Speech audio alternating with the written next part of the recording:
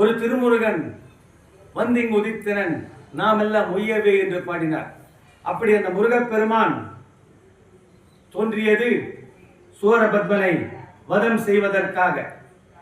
அந்த சூரபத்மன் என்பவன் தத்துவார்த்தமாக பார்த்தோம் என்றால் நம்முள்ளே இருக்கிற காம குரோத மோக மதமா நம்முள்ளே இருக்கிற அந்த மனசிலே இருக்கிற அந்த குறைகள் எல்லாம் சூரபத்மனாக உருவப்படுத்தி பார்க்கலாம்.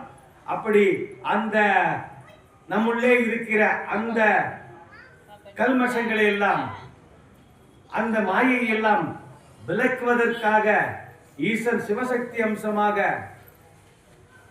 முருகப்பெருமான் இந்த பூவுலகத்தை அவதரித்தார்.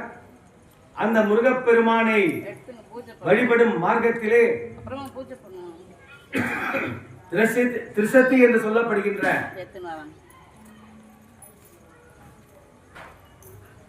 ஒரு 300 நாமாக்களால் அந்த முருகப்பெருமானை வழிபடும் ஒரு வழிமுறை உண்டு.